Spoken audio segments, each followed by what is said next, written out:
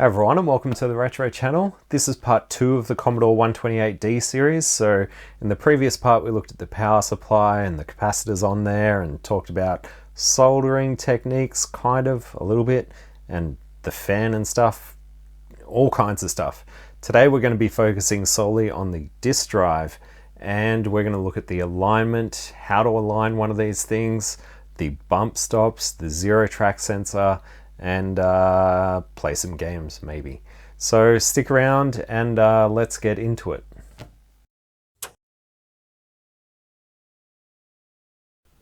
Alright, let's see if we can work out this disk drive. So if we power the machine on, the disk drive starts up, everything appears to be normal.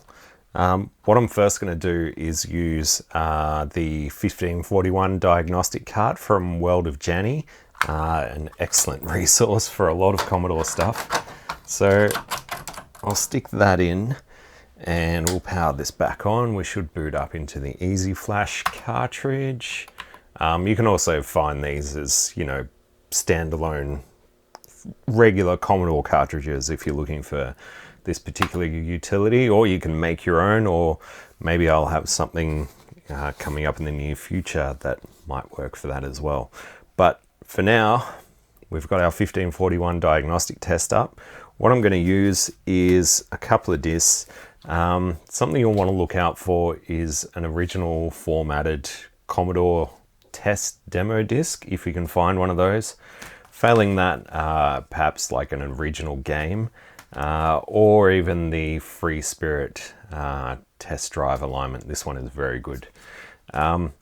Be wary of anything that looks to be, you know, a reproduction. So if somebody's selling a disc on eBay labeled as a test disc, and it's like notched on both sides and clearly has a new label, it's probably not original, and you do want to avoid trying to do a drive alignment with an aftermarket disc, because the disc is only going to be aligned as good as the drive that it was written with. So an original disc is definitely what you want to look out for. Let's stick this in here and we'll do the alignment check first.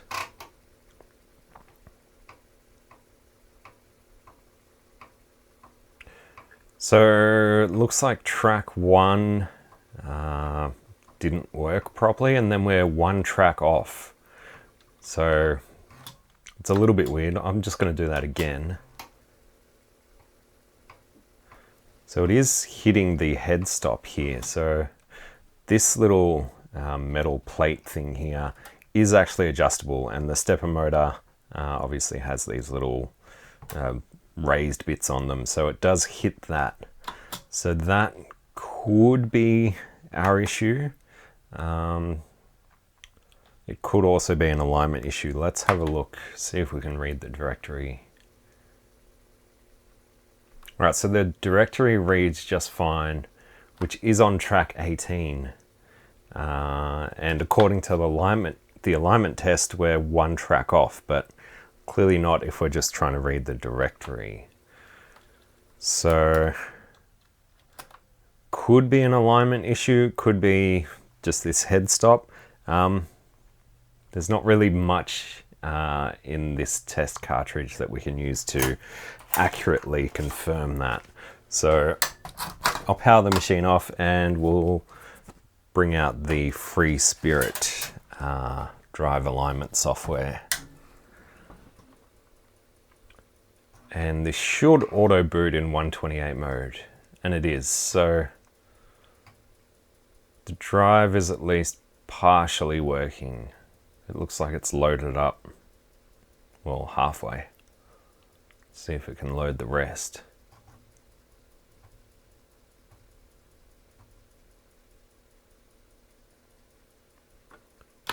Cool. Align drive number 8. Commence alignment. Now this disc is blank on the second side, but it is actually formatted. So this is what they recommend to use for the actual alignment test. So I guess that's another thing. Like if you see one of these being sold and it's notched on both sides, it's probably not an original, and you probably shouldn't waste your money. Let's commence the alignment. Alright, so on the screen it's showing our align condition as satisfactory. It's targeting track 18 and it's reading track 18 off the disc. And if we use the arrow keys, we can sort of step this through tracks. Keep in mind the half tracks usually will read poor if you've got a poorly aligned drive. It is possible to get the half tracks to read, and it does take a little bit of stuffing around, but that's probably what we're going to aim for. We're going to try and get these half tracks to at least read either all of the time or at least some of the time. At the moment, they all seem to read poor.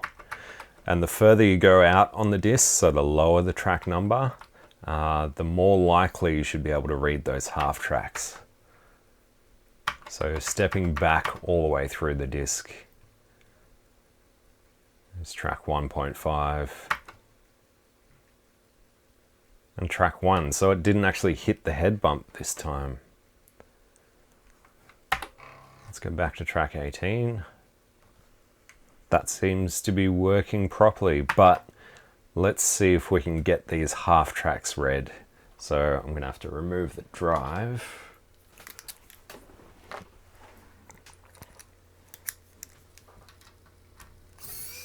Obviously, if you're doing this with the machine powered on, just be careful that you don't drop the drive into the computer or short something out to the drive case, or just drop something on the drive while you're doing this.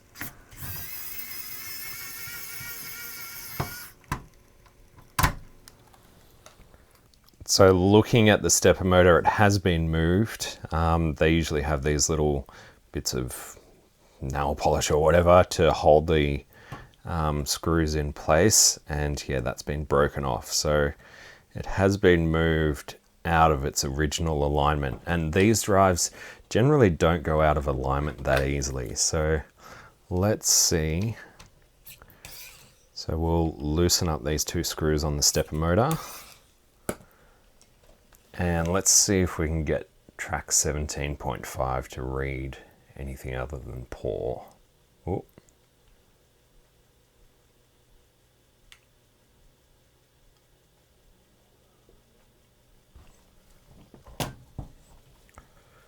So I did manage to get it to satisfactory for a second. And yeah, now it's reading track 19, so we're going in the wrong direction. Oh.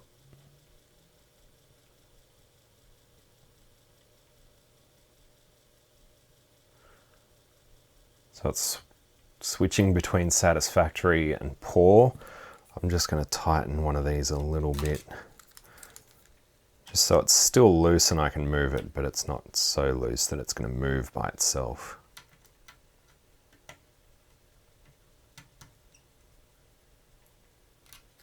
I think that's about it. Oh, and I just saw it pop up with excellent, which is what we definitely want to see. So it's not going to read excellent the whole time. I think it's nearly impossible to get these perfectly aligned so that it reads excellent constantly, but this is looking pretty good right here.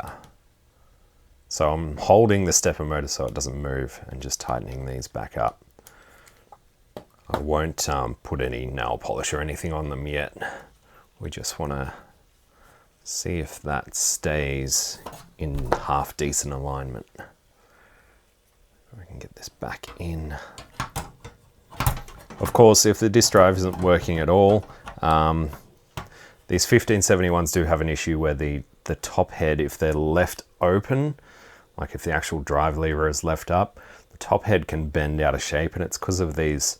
There's some very sort of thin metal tabs that connect part of the top head, and they'll bend out of shape over time, or if the machine is being moved around, even a good shock will actually bend them out of shape. So that's a bit trickier to fix, and I'm not going to go into that in this video because I don't think we're going to need to.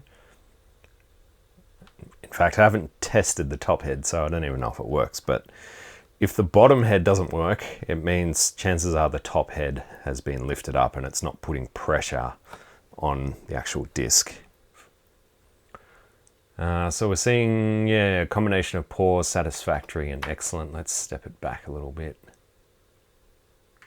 Error. And I've just realized that we're actually reading closer to track 18 when we should be reading closer to track 17 when we're sitting at 16.5.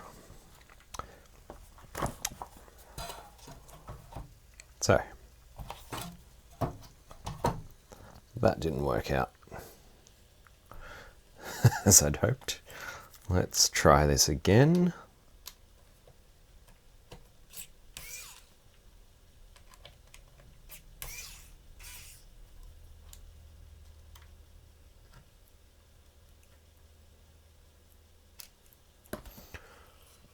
All right, we want to try and get closer. So it says actual track number 17 and then switches between poor and satisfactory and hopefully excellent. The other way to align the drive is with an oscilloscope. I'm not going to do that, not in this video anyway. With the scope, I mean, it could be more accurate, but it's only going to be as accurate as you can actually physically move this motor around. So even the slightest touch can change everything. All right, so it's switching between poor and excellent, and it's saying actual track number is 16. I'm just going to hold that in place, bump the track up to 18. That looks good.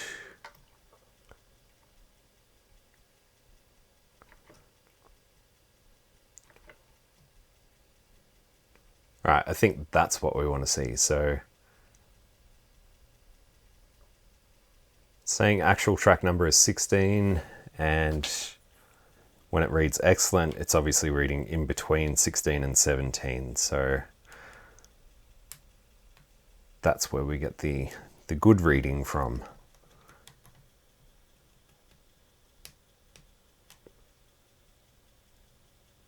And even just from tightening that up, even though I'm holding the motor, we're not getting excellent anymore. So yeah, it's very sensitive. Be prepared to stuff around with it quite a bit.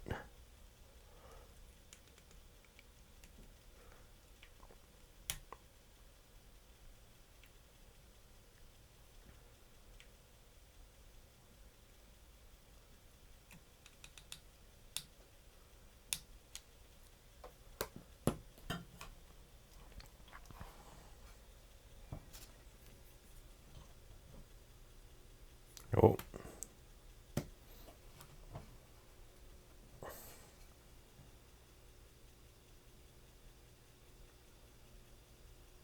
Okay, I think that's where we want to be.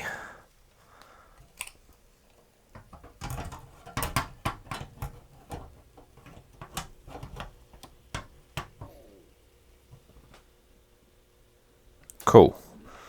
Let's step it up a few tracks. So after track 18, it's pretty hard to read the between tracks. Oh, I'm still getting satisfactory sometimes on 19.5, so not too bad.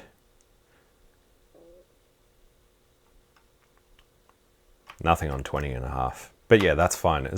If you can get it reading half tracks under track 18, then I think you're sitting pretty sweet. Or at least switching between poor and something else.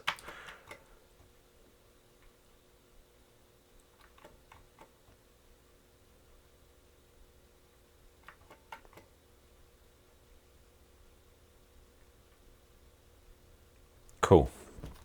That looks good. Let me see if I can... I'm not sure if the Commodore test demo disc will give us the same results. It's one way to find out. I'm just going to hit I to reinitialize the drive. So it steps back to 18.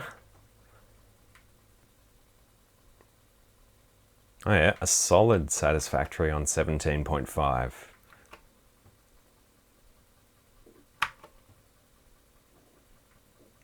So the Commodore disc might even be better than the Freespirit one, and you can always download the Freespirit and stick it on your SD to IEC or Pi 1541 or whatever. Backbit cartridge, maybe? I don't know. Don't have one of them, so I don't know how it works. Haven't really looked into it. And yeah, above track 18, we're not getting a good reading on half tracks. But that's fine. I'm satisfied that this drive is aligned. So let's swap back to the 1541 diagnostic cart, see what it says.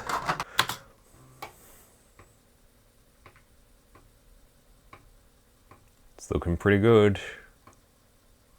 So as long as the on-track read, so the third number across, reads 100, then you'd be pretty satisfied with that.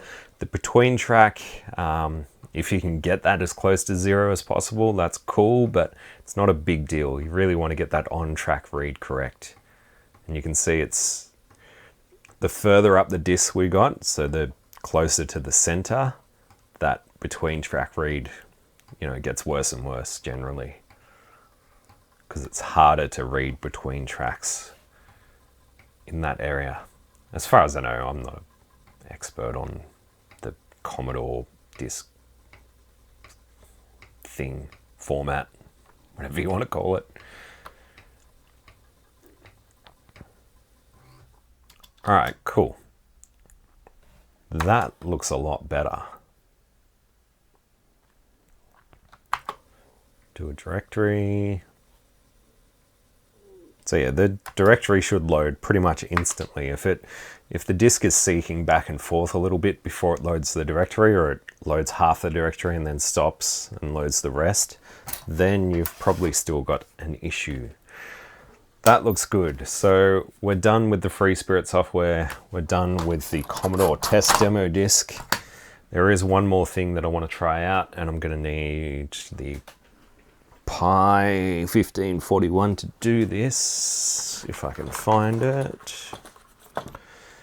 I could use the SD to IEC as well, but the issue with that is the particular SD to IEC I have needs the tape port for power, and on the 1541D, the tape port is over here on the side, so can't exactly plug that in there and then get this serial connection over there. So Pi 1541 it is. This one has a user mod, so I think this is a disk drive switch. So that should swap the device number, hopefully, to device 9. Alternatively, you can edit the, I think it's the options.txt file on the Pi and change its device number. And we're not getting a ready prompt, so maybe I've set them both as the same device. Oh, no, there we go. So this drive should be set at device 9, so this should fail. Yeah, okay, that's device 9. Pi's device 8. Let's load up this final test program. And this one is especially important for the 1571 drive, because we're going to align the bump stop and also the track 0 detector and run some tests with both GCR formatted, so Commodore formatted discs, and MFM format. So let's see here. I'll of course leave links to all these programs if I can find them in the description thing.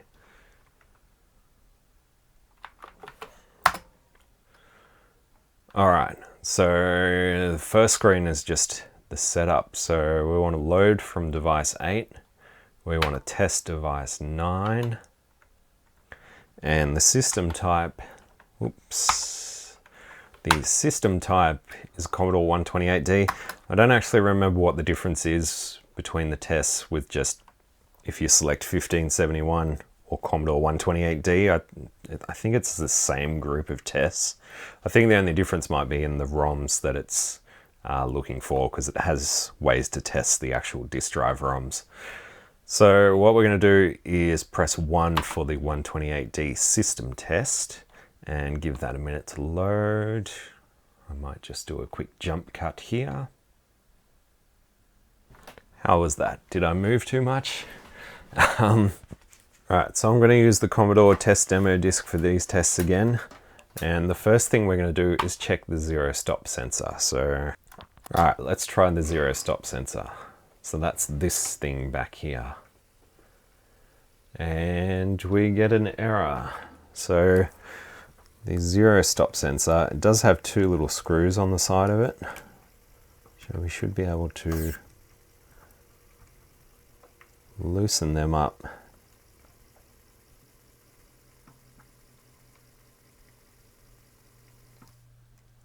And I've just carefully sort of jiggled that forward a tiny bit.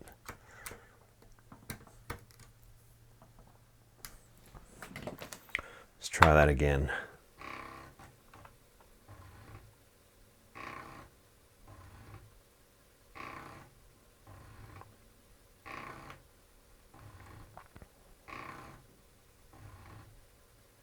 Cool, that looks better. Obviously, if the sensor's not working at all, you're going to need to troubleshoot why it's not working, but it seems it was just out of alignment. Dare I say that's from us realigning the drive, which puts all the other things slightly out of alignment. Let's check the head bump.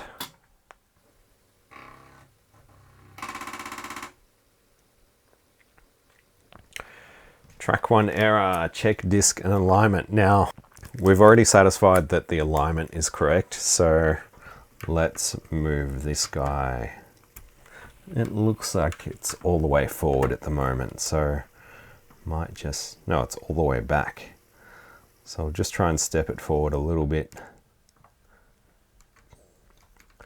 Pretty much to where it's, and the stepper motor just moved.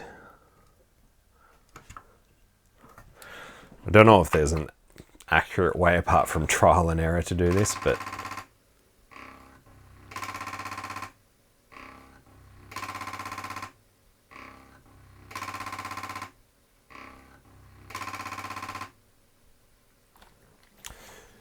seems we got it about right. Tighten that down properly. All right, one more round. Zero stop sensor.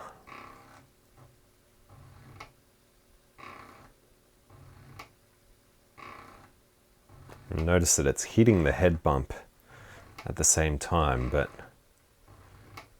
it's probably what it's supposed to do. Bump test.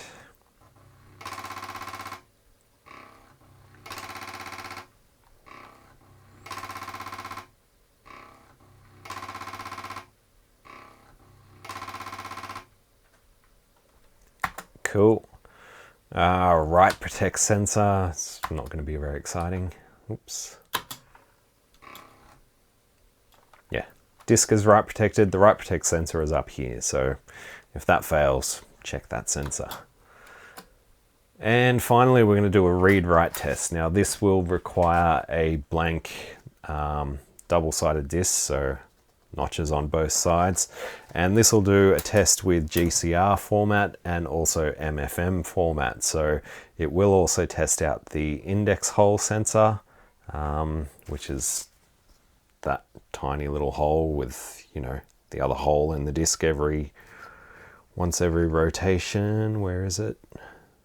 That thing. The Commodore GCR format doesn't actually use that hole, which is why like 1541 drives don't have that sensor. All right, let's do it. We're going to say the disk is unformatted just to force it to format this thing. I don't know if this disk was formatted for 1541 or 1571 previously, so we'll just format it again to be sure.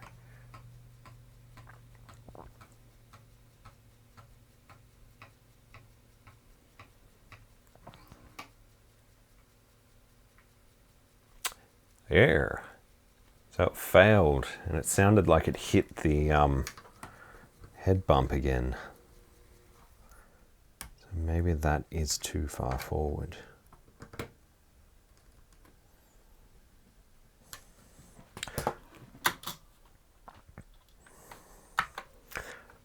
I think there is another test in this suite of tests that tells you how to set the head bump correctly. I think you need one of those feeler gauges, like, you know, for setting the gap in spark plugs, that kind of thing. I don't know where mine is.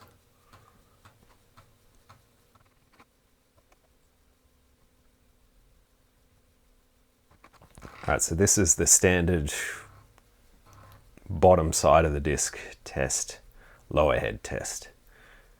I think the next one will test the upper head. Yeah, so track 40, 50, 60, 70. So the upper head appears to also be working, which is excellent.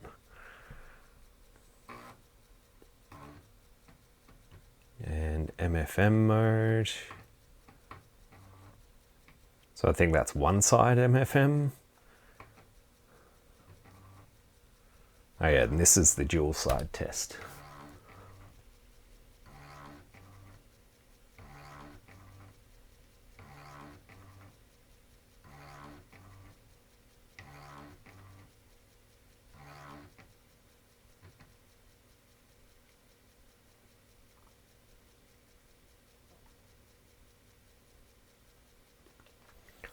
All right, that is it. Now it does say to test this disc in another 1571. The other 1571 I've got doesn't work anyway, and to be honest, I don't even know if the one in that machine up there works properly. So it's probably not gonna give us any solid information. And the overhead cam just shut off again. Oh God. That's okay, because I think we are pretty good here. Everything is looking good. I'm going to do a quick test with the diagnostic cartridge from World of Jenny, just to be sure. And then we'll load up a game, I reckon, on an actual floppy. Maybe a 1571 formatted floppy. Ooh.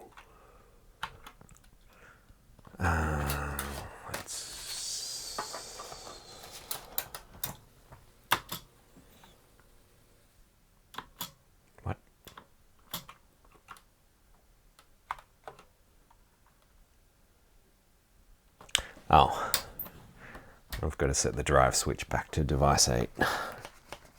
Unplug the Pi.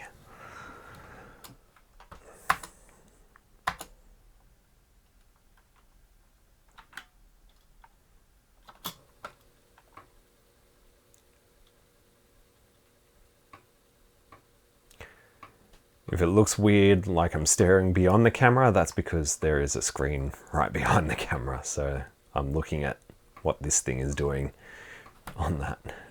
Alright, the overhead camera's had a chance to cool down, and I've made a disc. I didn't actually go for a 1571 or double-sided disc.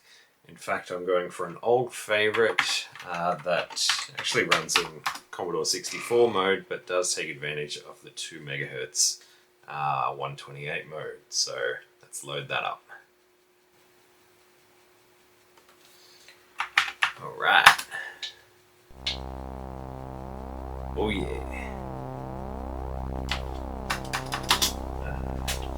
Joystick. Right.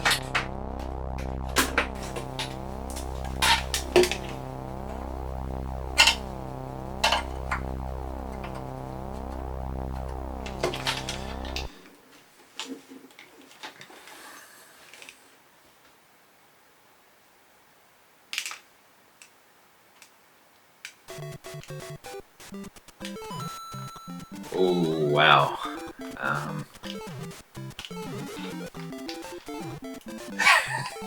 The capture device has a good few frames of lag, I think. It's going to make this a bit tricky. And it doesn't help that I'm playing with a joystick for a game that was designed to be done with 2 buttons.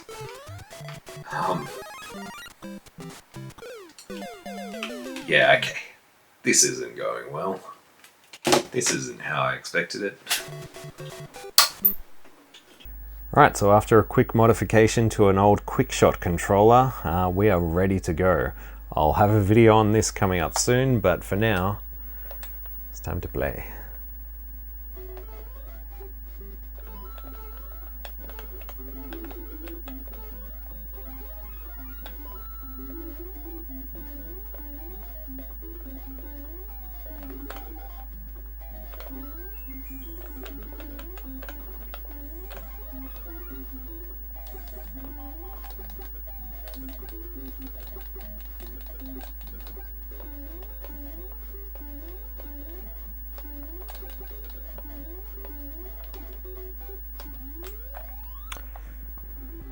Cool.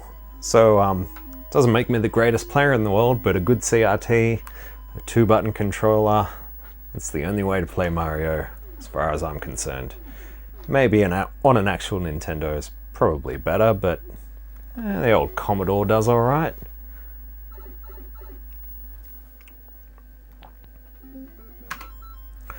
So we now have a fully working Commodore 128D. The disk drive works properly, power supply has been recapped, the cartridge port got a bit of a tidy up. I think there were a couple of other things that I did that were pretty boring, so I didn't bother filming them. And yeah, that's going to do it for this one. A massive thanks to the people that support the channel on Patreon and YouTube memberships. If you want to support the channel, the links are down below. Even if you don't want to do that, please be sure to like, subscribe if you haven't already, or even dislike. And leave a comment, let me know what you thought. I will catch you on the next one, where we'll be looking at this particular controller and how it all came together. Thanks for watching. Bye.